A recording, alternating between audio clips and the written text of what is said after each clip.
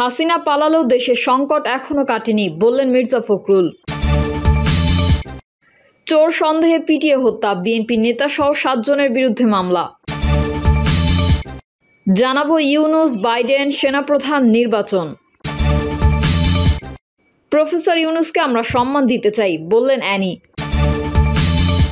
এবং সর্বশেষ জানাবো ভোটার তালিকা হালনাগাদ, পদ শূন্য, বাড়ি বাড়ি গিয়ে তথ্য সংগ্রহ অনিশ্চয়তায়। এতক্ষণ শুনছিলেন সংবাদ শিরোনাম, এবারে বিস্তারিত। তবে তার আগে অনুরোধ থাকবে আমাদের চ্যানেলটি সাবস্ক্রাইব করে বেল আইকনটি ক্লিক করুন।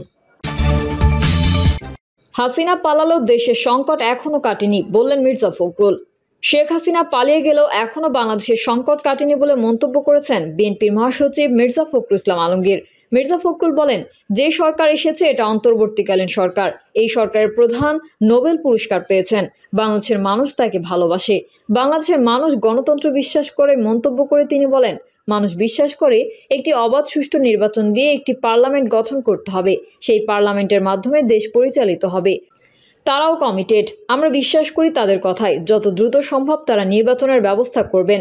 বিএনপির মহাসচিব মির্জা ফখরুল ইসলাম আলমগীর আরও বলেন, দীর্ঘ 17 থেকে 18 বছর ধরে আওয়ামী লীগের ফ্যাসিবাদী সরকার ক্ষমতাকে কুক্ষিগত করার জন্য, একদলীয় শাসন ব্যবস্থা প্রতিষ্ঠা করার জন্য বাংলাদেশের গণতান্ত্রিক ব্যবস্থা ধ্বংস করে দিয়েছে। গণতন্ত্রের সব প্রতিষ্ঠানগুলো ধ্বংস করে দিয়েছে। নির্বাচন ব্যবস্থা বলতে কিছুই ছিল না। জাতীয় সংসদ নির্বাচন বলুন, উপজেলা নির্বাচন বলুন, ইউনিয়ন পরিষদ নির্বাচন, কিছু হয়নি। তারা তাদের প্রার্থীদের নির্বাচিত করতে রাষ্ট্রযন্ত্রকে ব্যবহার করেছে পুলিশ প্রশাসনকে। শুধু তাই নয়, ক্ষমতা ধরে রাখার জন্য প্রশাসন, বিচার ব্যবস্থা, অর্থনৈতিক ব্যবস্থা কুক্ষিগত করে রেখেছে। গত 18 বছর বাংলাদেশের দুর্নীতির নজিরবিহীন দৃষ্টান্ত স্থাপন করেছে, যোগ করেন তিনি। মির্জা ফখরুল আরও বলেন, শেখ হাসিনার সরকার সারা জীবন ক্ষমতায় থাকবে বলে মানুষকে নিপীড়ন নির্যাতন করে সম্পদের পাহাড় গড়ে তুলেছে। আজকে খবরের কাগজ খুললেই দেখবেন আওয়ামী লোকজন কত টাকা চুরি করেছে, কত টাকা বিদেশে পাঠিয়েছে তার ফিরিস্তি দেখতে পারবেন। একটার পর একটা মন্ত্রী ধরা পড়ছে। আল্লাহর কি বিধান! যারা একদিন খালেদা জিয়াকে মিথ্যা মামলা দিয়ে কারাগারে পাঠিয়েছিল, তারাই আজ দুর্নীতির দায়ে, চুরির দায়ে পুলিশ গ্রেফতার করে থানায় পাঠিয়েছে বলেন তিনি। শেখ হাসিনা বড় গলায় বলেছিলেন, আমি শেখ মুজিবুর রহমানের মেয়ে, আমি পালাতে জানি না। সেই শেখ হাসিনা ছাত্র জনতার উত্তাল তরঙ্গে অতি দ্রুত গণভবন থেকে হেলিকপ্টারে পালিয়ে গেছে, যোগ করেন মির্জা ফখরুল।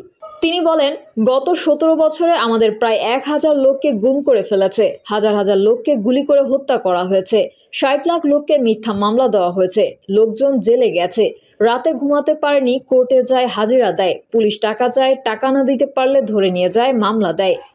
পরে তিনি হান্নান শাহের সঙ্গে জেলে থাকার স্মৃতি তুলে ধরে বলেন, হান্নান শাহ ছিলেন সত্যিকার গণতান্ত্রিক মানুষ। সেনাবাহিনীর পোশাক ছিল, ব্রিগেডিয়ার ছিলেন, মনের দিক থেকে ছিলেন গণতান্ত্রিক। দেশনেত্রী বেগম খালেদা জিয়ার জন্য তিনি অত্যন্ত পরিশ্রম করেছেন।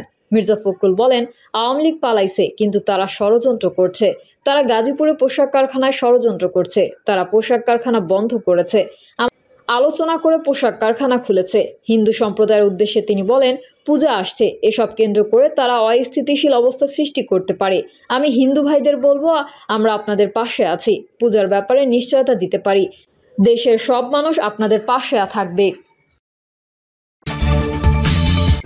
চোর সন্দেহে পিটিয়ে হত্যা, বিএনপি নেতা সহ 7 জনের বিরুদ্ধে মামলা। গাজীপুর জেলায় শ্রীপুরের বাঁশবাড়ি গ্রামে চোর সন্দেহে মোহাম্মদ ইসরাফিল নামে এক যুবককে পিটিয়ে হত্যার ঘটনায় বিএনপি নেতা সহ 7 জনের নামে থানায় মামলা দায়ের করা হয়েছে। তিনি বলেন, গত বৃহস্পতিবার রাতে নিহত যুবকের বাবা মোহাম্মদ নাসির বাদী হয়ে শ্রীপুর থানায় মামলার আবেদন করেন। মামলায় 7 জনের নাম উল্লেখ করে 10 থেকে 12 জনকে অজ্ঞাতনামা আসামি হিসেবে উল্লেখ করা হয়েছে। ইউনূস বাইডেন সেনাপ্রধান নির্বাচন।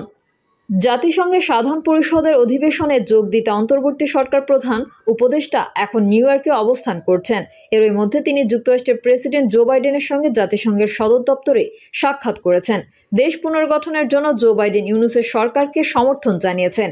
প্রায় 20 মিনিটের এই আলোচনায় ডক্টর ইউনূস বিগত শেখ হাসিনা সরকারের বিরুদ্ধে ছাত্র জনতা অভ্যুত্থানের বর্ণনা করেন। জো বাইডেন বলেন, যদি শিক্ষার্থীরা নিজেদের দেশের জন্য এত কিছু ত্যাগ করতে পারে, তাহলে মার্কিন সরকার ও জনগণেরও বাংলাদেশের জন্য কিছু করা উচিত। হাসিনা সরকারের পতনের পর 1.5 মাস অন্তর্বর্তী সরকার দেশ পরিচালনা করছে। সংস্কারের জন্য বেশ কয়েকটি কমিটি গঠন করা হয়েছে বটে, কিন্তু এখনো সংস্কারের কোনো স্পষ্ট রূপরেখা দেখা যায়নি। এরই মধ্যে একজন কমিটি প্রধানকে হঠাৎ করে অপসারণ করে আরেকজনকে তার স্থলাভিষিক্ত করায় সংবিধান সংস্কার নিয়ে জনমনে প্রশ্ন উঠেছে। ছাত্র সমন্বয়কদের নিয়েও কিছু প্রশ্ন উঠেছে। ফলে সংস্কারটি সুচারুরূপে হবে কিনা, কতদিন ধরে চলবে এই সংস্কার কাজ এবং কত দিনে হবে নির্বাচন তা নিয়েও কথাবার্তা চলছে। এরকম এক পরিস্থিতিতে বার্তা সংস্থা রয়টার্সকে একটি সাক্ষাৎকার দিয়েছেন সেনাপ্রধান জেনারেল ওয়াকারুজ্জামান। উপদেষ্টারা এখন পর্যন্ত এই সরকারের মেয়াদকাল নিয়ে সরাসরি কোনো কথা বলেননি। জাতির উদ্দেশ্যে দেওয়া ভাষণে ডক্টর ইউনূস তার সরকারের মেয়াদ জনগণের ইচ্ছার উপর ছেড়ে দিয়েছেন, কিন্তু তাতে মেয়াদের বিষয়টি স্পষ্ট হয়নি। সেনাপ্রধানের সাক্ষাৎকারে এই সরকার প্রধানের মেয়াদকাল নিয়ে একটি ভাষ্য উঠে এসেছে।